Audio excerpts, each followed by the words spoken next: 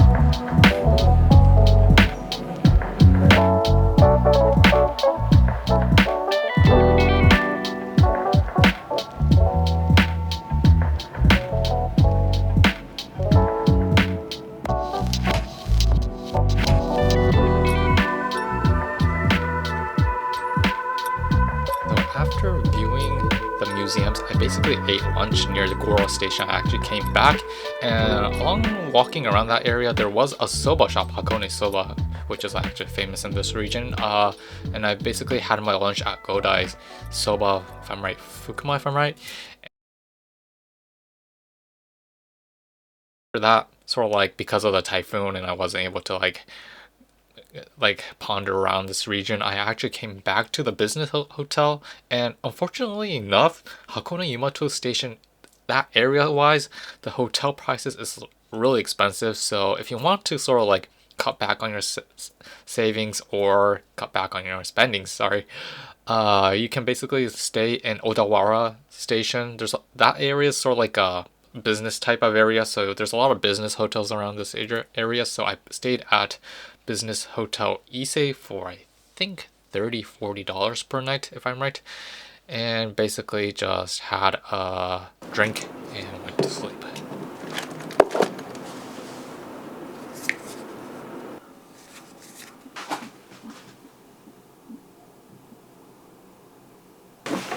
Hakana Matata Craft Odawara Lemon Kyoto Chuhai on the way.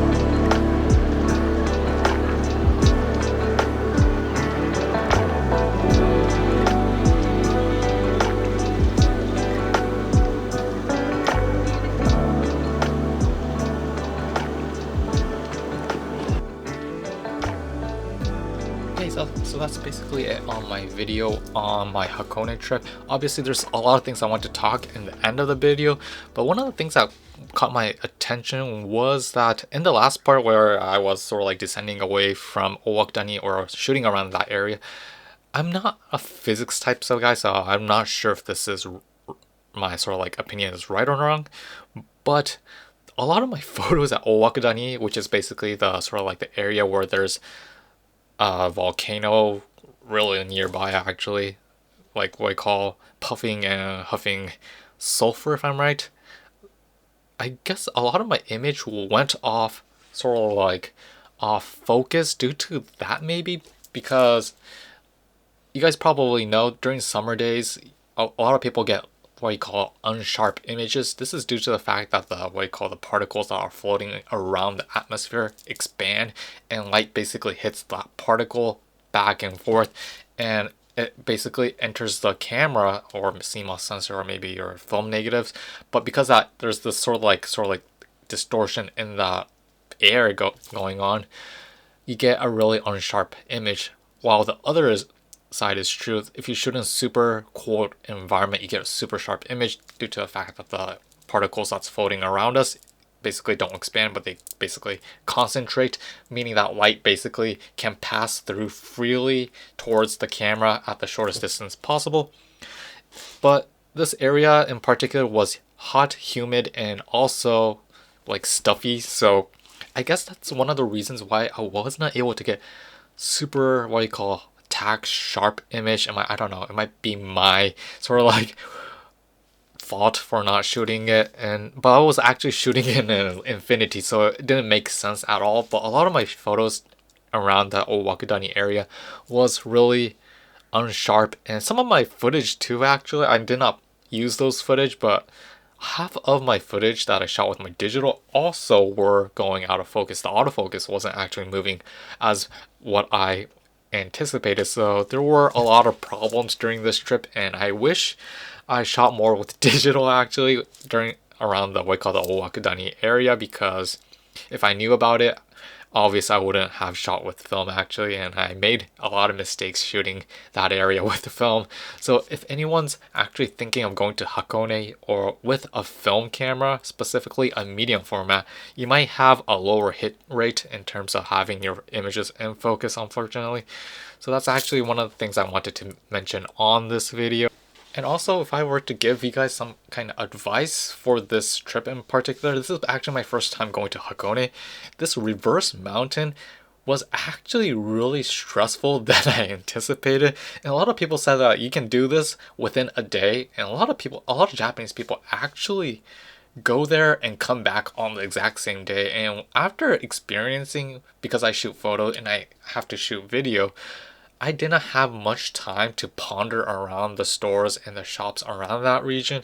And if I had a second chance, I would definitely want to allocate like 3 or 4 days at most around this region, so I can just walk without pacing myself like a marathon runner. It was like really chaotic actually, going and back, but you guys only see the good parts of the video, so it's hard to like explain to you guys. But it was one of the stressful like trips that I had in my life.